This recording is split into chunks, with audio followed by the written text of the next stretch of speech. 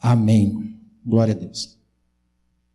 Somos a igreja do Senhor Jesus Cristo no século 21. Estamos vivendo o século 21. Mas é interessante que os mesmos desafios que nós passamos não é um desafio propriamente novo para a igreja do século 21. Existia uma época em que os mesmos problemas em que nós estamos passando, e essa época foi exatamente 8 séculos antes da vinda de Cristo a essa terra, a nação de Israel passou por um momento tal qual nós estamos passando. E o que nós podemos aprender de tão especial sobre essa história e como alguém conseguiu, diante das dificuldades que aquela nação estava passando, ter do Senhor a resposta, vencer em tempos difíceis. O maior desafio para nós hoje, quanto igreja, não necessariamente como igreja comunidade batista, mas como igreja do Senhor Jesus Cristo na terra, e aí não nos cabe só a nós, mas toda a igreja que professa Jesus Cristo como único Senhor, manter-se forte durante toda a sua história. Vocês viram aqui no anúncio aqui, se der para colocar de novo aqui, o tema do nosso segundo aniversário que diz celebrando o primeiro amor. Dá para pôr aí de novo, Diego? Porque eu quero chamar a atenção para os irmãos, não é necessariamente o celebrar o primeiro amor, e nós queremos sim celebrar o primeiro amor, mas eu quero chamar a atenção para esse número que está aqui embaixo, 2 anos de comunidade batista, 2 anos de comunidade batista, 2 anos de igreja instituída pelo Senhor, e nós já podemos sentir o peso de nos mantermos como uma igreja forte em tempos difíceis. Não é fácil. Esse é o maior desafio da igreja do século 21. Muito maior do que evangelizar. Evangelizar é um mandamento, mas evangelizar e ser forte é algo muito mais difícil. Quantas e quantas igrejas nós conhecemos, e talvez, eu tenho certeza que a maioria dos irmãos aqui conhece muitas igrejas que têm, talvez, 10 vezes mais os 2 anos que nós temos, 20 anos, 30 anos, 40 anos, 50, até igrejas centenárias, e têm passado por dificuldades muito grandes, porque não conseguem ser igrejas fortes nesses tempos tão difíceis. Mas o que falar sobre isso? Como a igreja deve manter ainda a pegada do primeiro amor? Nós ainda estamos vivendo o primeiro amor, amém ou não? Tem alguns que falam, mas nem sei o que é o primeiro amor, né? Mas nós esperamos viver o primeiro amor, e por mais que o seu primeiro amor talvez esteja murchando, em nome de Jesus Cristo eu profetizo que ele vai tomar vida hoje novamente. Como ser uma igreja que avança em uma cultura nacional religiosa em que nada nos favorece? Como conquistar isso? E é exatamente em cima do texto que eu quero convidar os irmãos agora a abrirem, que nós vamos entender um pouco, porque era uma época, 8 séculos antes de Cristo, a nação de Israel estava passando por um problema parecido. Eu quero convidar os irmãos a abrirem suas Bíblias no livro do profeta Miqueias, no capítulo 7.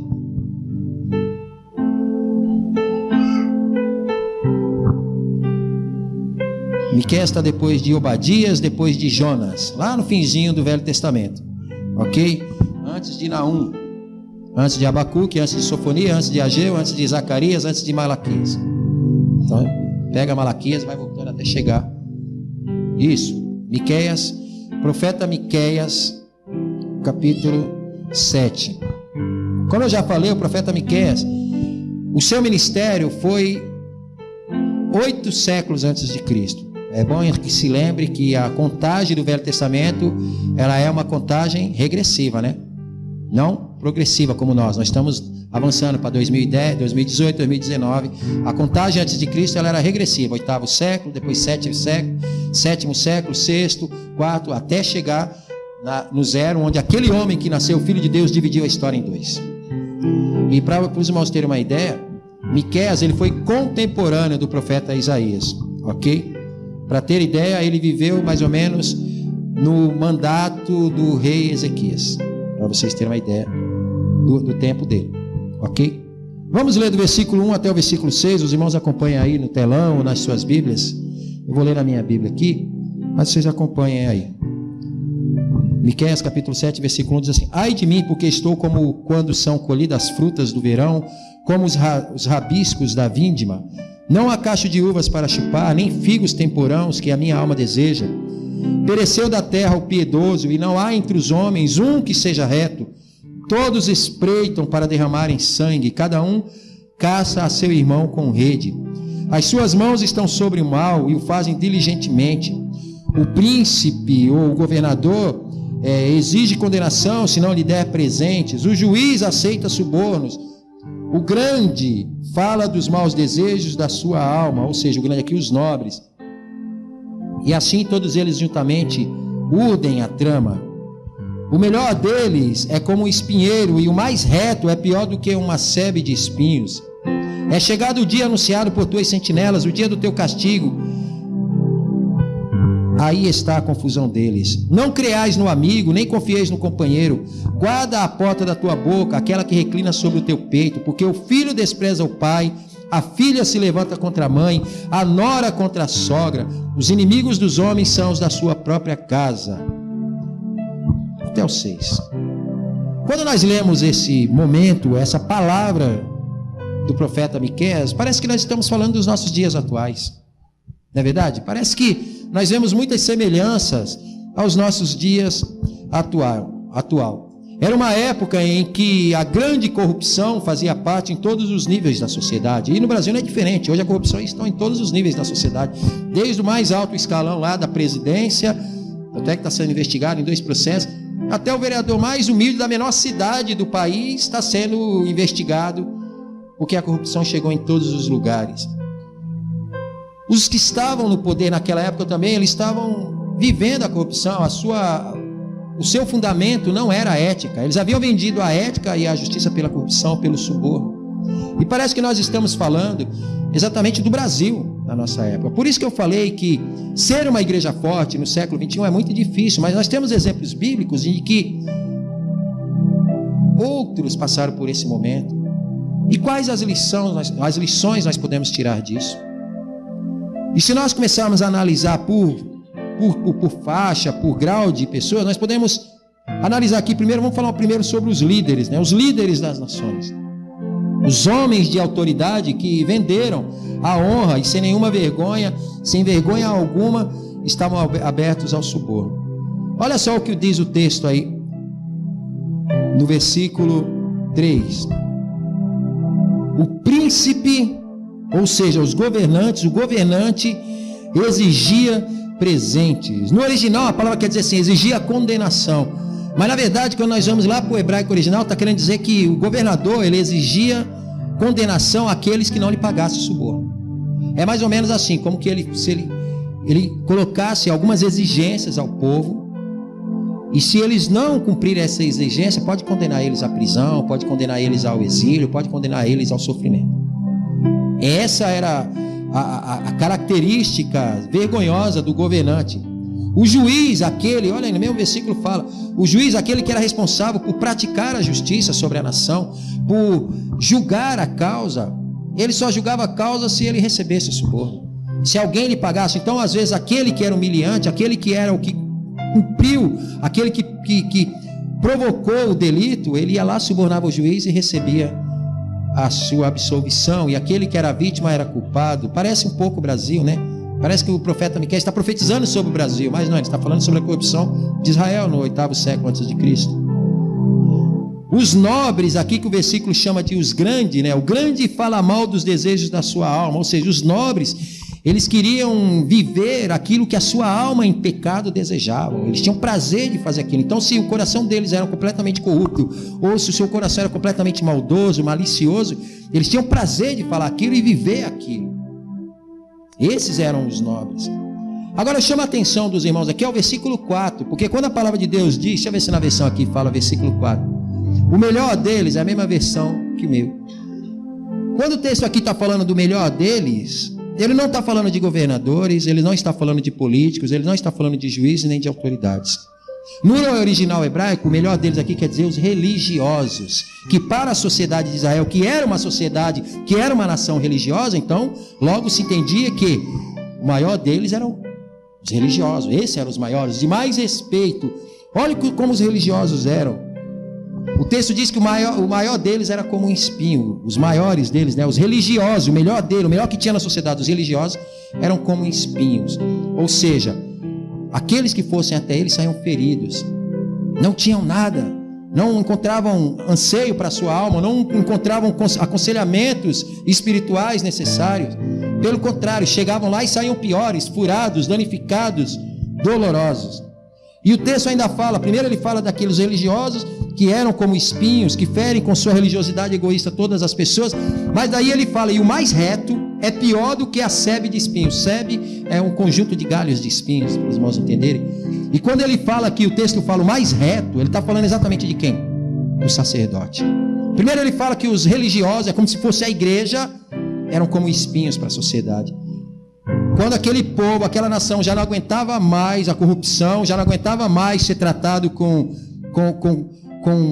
falta de respeito, parecido com o que nós estamos passando hoje, quando eles falassem, eu tenho que correr para o Senhor, eu vou me aconselhar com os religiosos.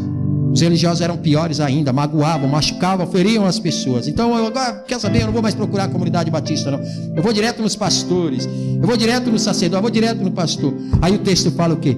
Que o mais reto, o sacerdote, ainda era pior do que todo aquele conjunto. Então, aquele que estava responsável pela vida espiritual da nação, ainda era pior por aqueles que deveriam difundir a ideia da espiritualidade. Olha em que estado, olha como estava a nação de Israel. Isso falando dos seus líderes, desde os seus líderes políticos, sociais, os seus líderes religiosos. Agora vamos falar assim dos círculos sociais e familiares. O que o texto fala sobre isso? Não era só na gama alta, não era só na liderança que tinha problema. Olha só o que o texto fala também sobre o círculo social, que não havia nada de bom. Olha só o que diz o versículo 5. Fala assim: não creais no amigo, nem confieis no companheiro. Já começa dizendo assim, olha, não dá para confiar em amigo nenhum. Se você tinha algum amigo, você não tinha como confiar, porque estavam todos contaminados. Ninguém era confiável. O versículo 6 vai dizer que as famílias estavam vivendo uma completa anarquia. O que significa a palavra anarquia? Sem governo. Elas não tinham um governo espiritual. Já não existia um governo civil, vamos dizer assim, da nação, porque estavam todos mergulhados na corrupção. Mas não existia também um governo espiritual. A família então estava vivendo uma anarquia tremenda. Olha o que o texto diz: o filho desprezava o pai. Parece que nós estamos falando dos nossos dias hoje, né? Filhos que desprezam os pais. E as filhas então se levantavam contra a própria mãe. Menina, você não vai com esse batom vermelho para a igreja. Já jogava o batom na cara da mãe. Você quer para você? Mais ou menos. Quer para você? Quer passar nesses seus beiços secos? É assim, né, meninas? Espero que não. É assim, João e Caio? Não, né? É assim, Júlia? Não. A filha se levantava contra a própria mãe. Não, Miqueias está vivendo o século 21. Quantos filhos que não respeitam os pais, desprezam o pai? Quantas filhas se levantavam contra a própria mãe? E agora nós vamos falar uma coisa que a nossa sociedade aplaude. A nora se rebelava contra a sogra. Isso não é segredo nenhum. A primeira aula que o mundo ensina para aquela que vai casar é o seguinte: você vai casar, você vai amar o fulano, mas você tem que odiar a sua sogra. Não é assim? Virou piada. A nora não pode se dar bem com a sogra e nem a sogra com a nora. É muito raro você ouvir uma jovem que antes de casar ela fala que ama a sogra. Eu amo a minha sogra. Antes de casar, mas depois colocou a aliança no dedo. Que demônia aquela minha sogra, né? Misericórdia. Geralmente é assim, né? Tudo se conquista antes. Puxa vida, como eu amo. É igual, né? Você já viu que homem é mais difícil isso, né? O genro, eu amo. Em primeiro lugar, ele não vai falar eu amo o sogro, que aí o sogro vai olhar e falar: filha, não casa com esse cara, tá? Misericórdia. Mas mulher geralmente é assim, né? Eu não vou colocar ninguém aqui em saia justa para falar quem ama a sua sogra. Eu não vou perguntar isso, não precisa levantar a mão, não, cabelo. É para as meninas. Mas olha só que dificuldade. A nora se rebelava contra a sogra. Miqueias está falando do século 21. Jesus, Miqueias. E aí termina dizendo, infelizmente, que os inimigos do homem eram os da sua própria casa. Misericórdia. Que nação é essa? Estamos vivendo exatamente como eles viviam. Na época de Miqueias, era como hoje. Nós estamos vivendo assim. Se nós começarmos a olhar desde o nosso sistema político até o sistema religioso, será que nós estamos vivendo assim? E aí exatamente está o segredo de uma igreja forte. Uma igreja forte em que os seus líderes, em que os seus religiosos não são como espinhos, não furam ninguém, pelo contrário, acalentam, cura as feridas daqueles que nos procuram.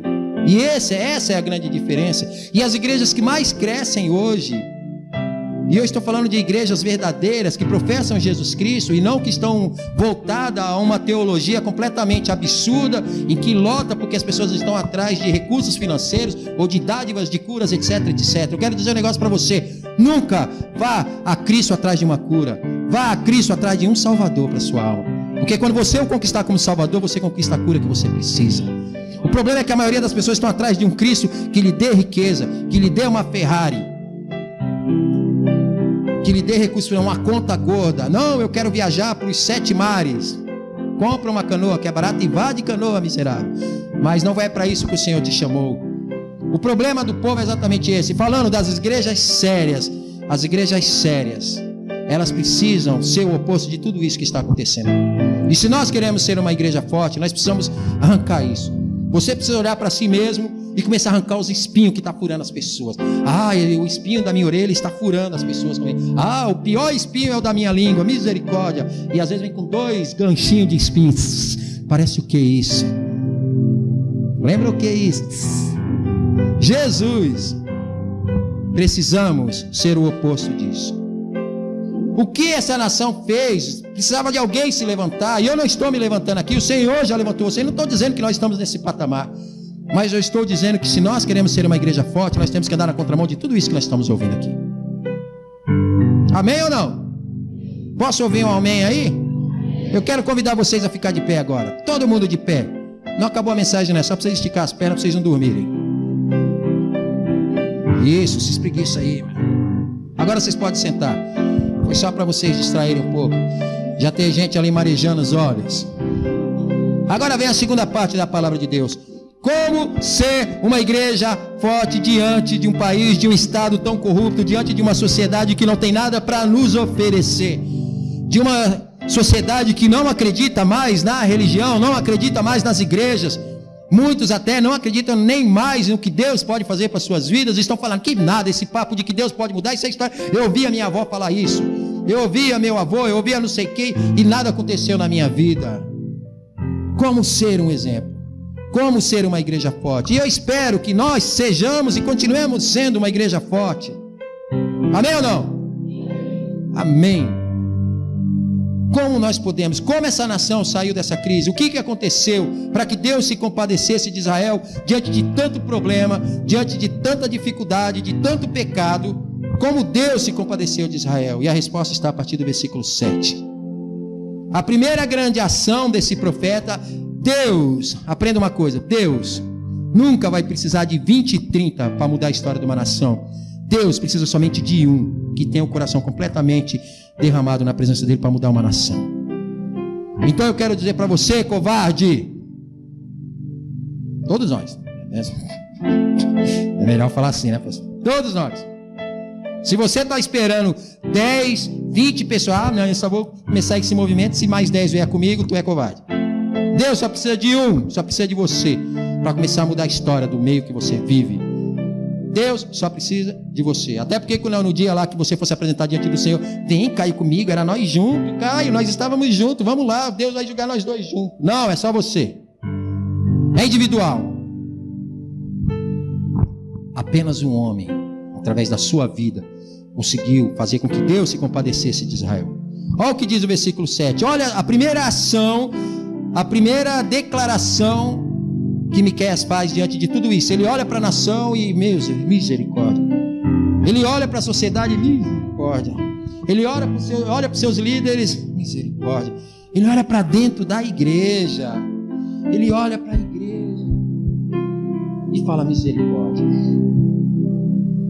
Se nós estamos agindo como Miqueias, nós precisamos continuar a agir como ele, porque depois de ele fazer tudo isso, ele decide tomar uma postura diferente. O versículo 7, a parte A, diz assim: eu, porém, olharei para o Senhor. Eu, porém, olharei para o Senhor. Queridos, você não sabe como é difícil olhar para o Senhor dentro da igreja. Você não sabe como nós, pastores, ouvimos tantas pessoas, ou diálogos, ou desabafo de pessoas que estão magoadas, feridas, porque infelizmente não estão olhando para o Senhor, mas estão olhando para o irmão que é falho, Estão olhando para o departamento que é falho, que está tentando se levantar. Estão olhando para as pessoas que, olha, não é para eles que nós temos que olhar. Olhe para o Senhor. E quando você olhar para o Senhor, quando a sua visão, quando a direção da sua cerne visionária estiver voltada para o Senhor, você não vai olhar mais para aquele irmão como você vinha olhando, com um olhar de acusação, e falar misericórdia, misericórdia. Você vai olhar para aquele irmão através da cruz de Cristo. Você não vai olhar mais como você olhava antes. Primeiro passo da mudança da história de Israel. Miqueias decidiu olhar para o Senhor. E essa é a primeira grande lição para nós nessa noite. Não olhe para as dificuldades do seu irmão. Não olhe nem para as suas dificuldades particulares. Olhe para o Senhor.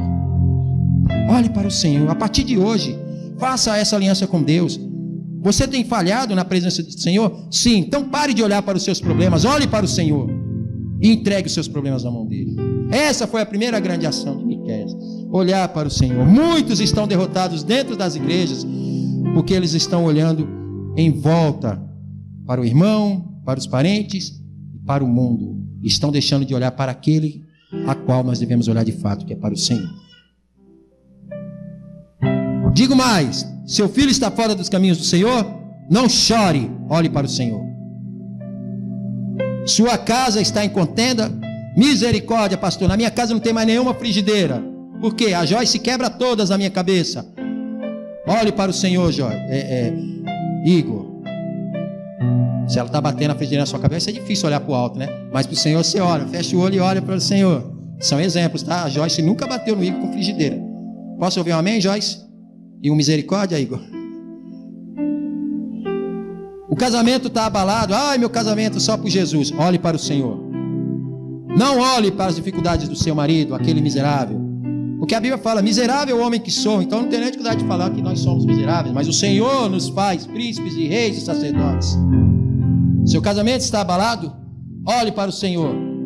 Não olhe para aquele marido que sai de manhã para trabalhar e nem sequer te dá um beijo. Talvez porque você está deitado ainda e nem escovou os dentes. Vai saber se não é por isso que ele não te deu um beijo. Mas um selinho não tem nada a ver, né? Olhe para o Senhor. A situação está feia, está crítica. Você abre a carteira, está igual a minha, né? Às vezes a gente fala, você não tem um trocado aí não. Eu abro a carteira e falo, mas nem o verme do dinheiro está aqui mais. Faz tanto tempo que não cai a nota aqui que nem verme do dinheiro tem aqui mais. Está limpinha, ó. Está difícil? Olha para o Senhor. O conselho do Senhor nessa noite é: para de olhar para os seus problemas, para de olhar para as suas dificuldades, para de olhar para o seu marido que é deficiente, que tem problemas. Afinal, todos nós temos. Amém, Jeane? Temos, claro, eu sou deficiente muito. Careço da misericórdia do Senhor. Olhe para o Senhor. Olha para o Senhor. Você está orando durante tanto tempo pela salvação do seu esposo. Continue orando, mas olhe para o Senhor. É dele que vai vir essa vitória. Em nome de Jesus Cristo. Comece a virada da sua vida olhando para o Senhor. Faça um voto com Ele. Pai, me perdoa por tantas críticas. Pai, me perdoa por tanta lamentação. Oh, Senhor, eu tenho que fazer como Jeremias, escrever um livro das minhas lamentações. Ah, tudo chora. Ah, o leite derramou. Oh, meu Deus, derramou leite. Geralmente a mulher chora não é porque derramou leite, é porque tem que limpar o fogão de novo. Oh, Jesus, como é difícil limpar o fogão. Ah, compra um gato, irmão, e manda ele lamber o fogão. Depois você passa um limpa tudo lá, como que é? Limpa forte lá, como que é o negócio? É esses mais caros aí, que eu fui outro dia comprar um negócio de coxinha aí, de limpeza pesada aí, quase que eu bati no coxinha lá. Falei, que é isso, mano? Eu não tô querendo 5 litros de gasolina, não. Quero só um negócio para limpar uma gordura pesada. Não chore. Olhe para o Senhor. A segunda ação de Miqueias está nesse mesmo versículo, versículo 7, do capítulo 7. Primeiro ele fala, olharei para o Senhor. E agora ele fala, eu vou esperar no Deus da minha salvação. Se a primeira lição é olhar para o Senhor, agora não é só olhar para o Senhor, é esperar no Deus da sua salvação. É esperar em Deus. Somos muitos apressados. Nós, principalmente os crentes, são muito apressados. Quer tudo para ontem, não é verdade? Quer tudo para ontem. Quando ora para o Senhor é o seguinte, orou hoje, começou, Senhor, eu vou fazer uma campanha para mim conseguir, sei lá, qualquer coisa, não vou falar de namorado mais não. Eu vou começar uma campanha para mim comprar um carro.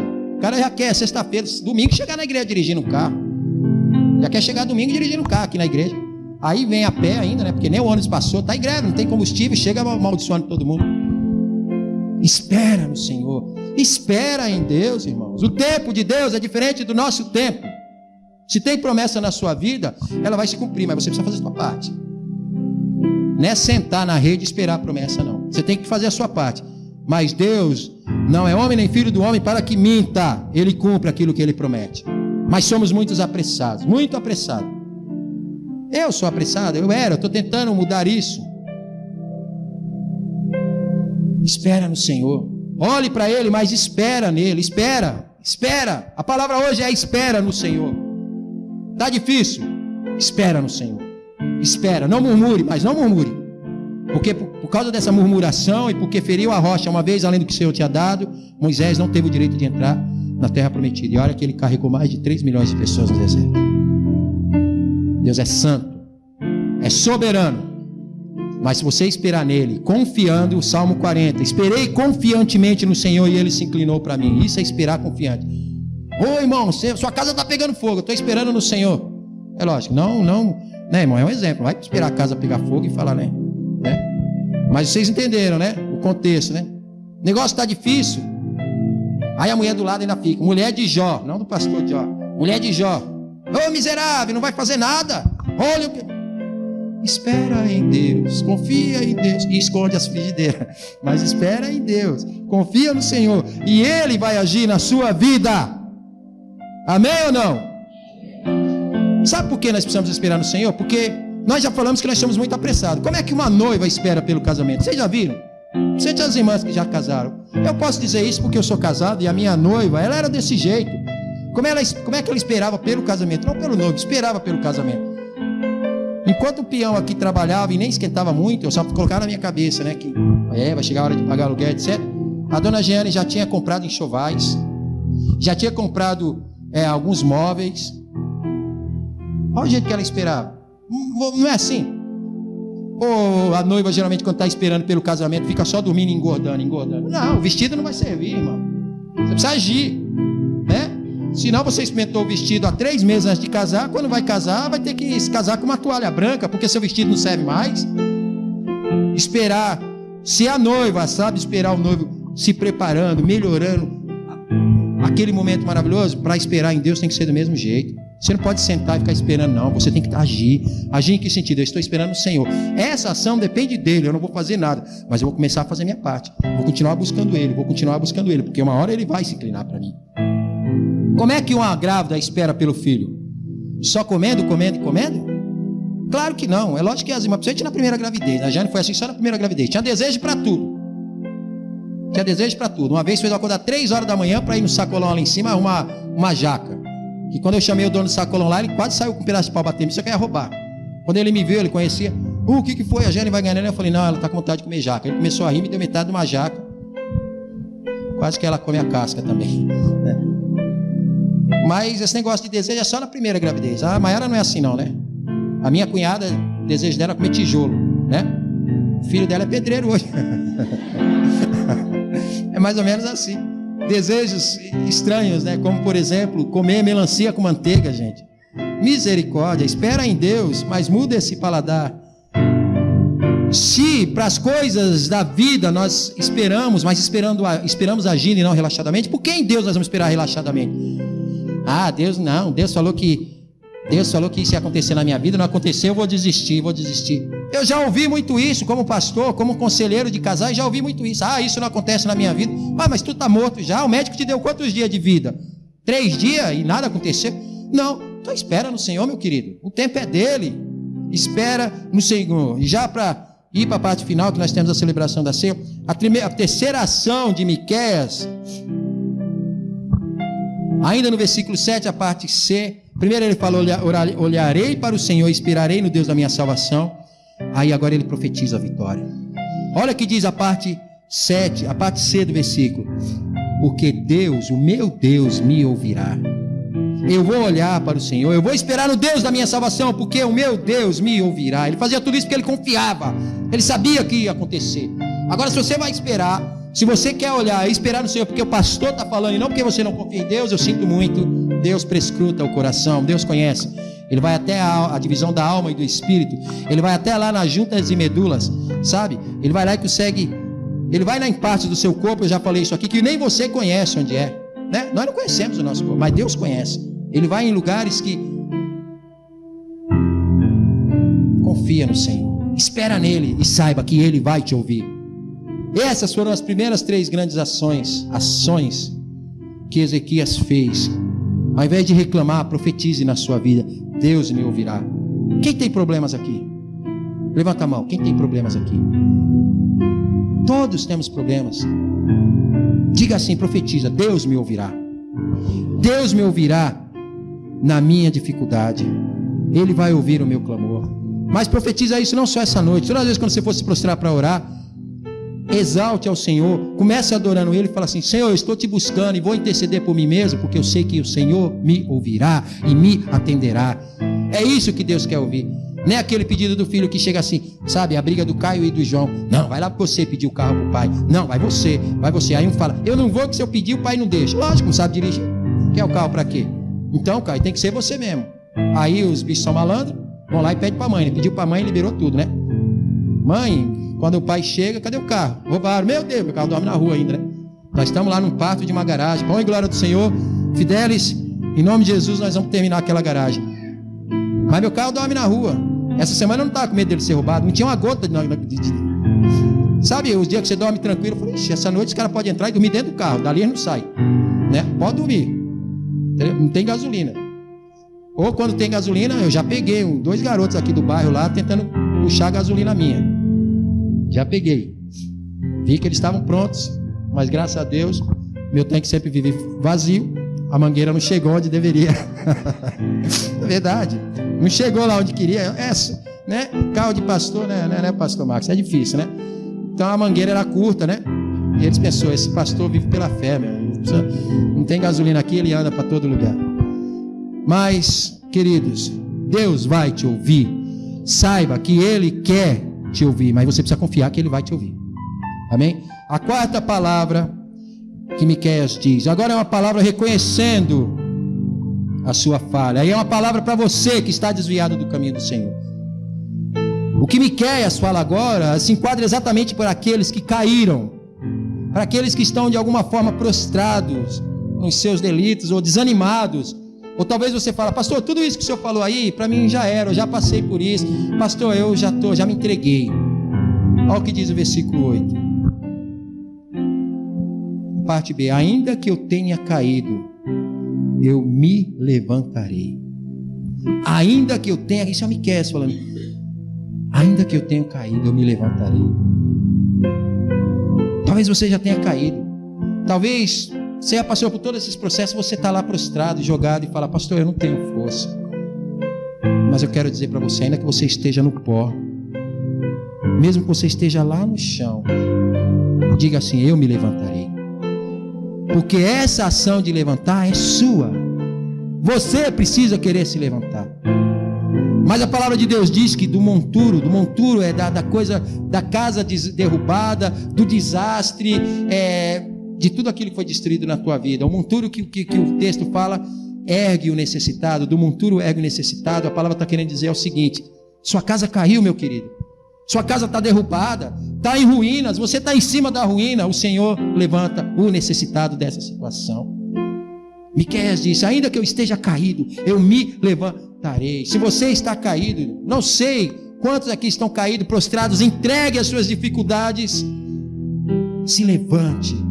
O Senhor só quer a intenção sua de levantar, porque é Ele, a palavra de Deus diz que com a mão direita Ele levanta o necessitado, com a mão mais forte dele Ele pega e te levanta. Ele só precisa da sua ação de querer levantar de onde você está.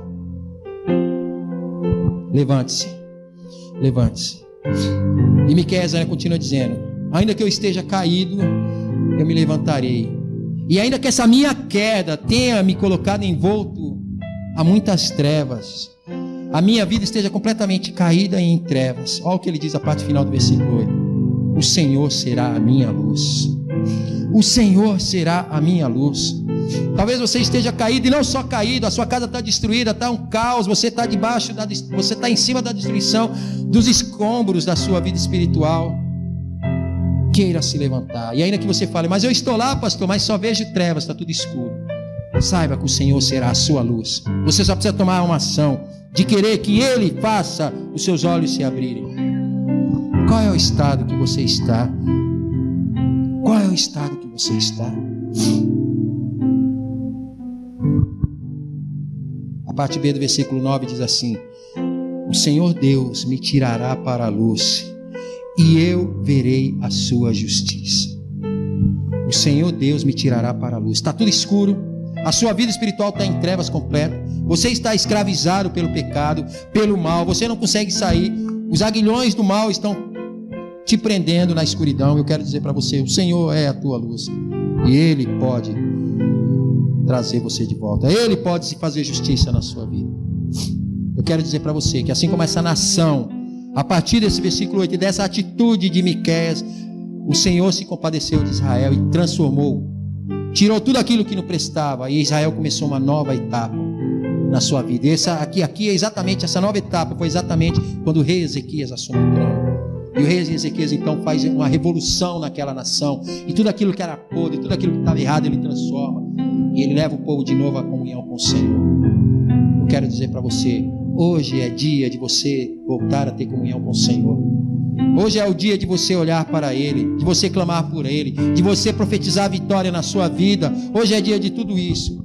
Hoje é dia de você se levantar dos escombros que você está vivendo. Eu quero dizer para você, meu querido, minha querida, esses escombros onde você está não é o lugar que Deus preparou para você.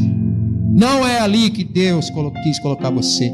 A sua vida tomou um caminho tão difícil e hoje a sua casa caiu e você está vivendo só na miséria dos escombros espirituais.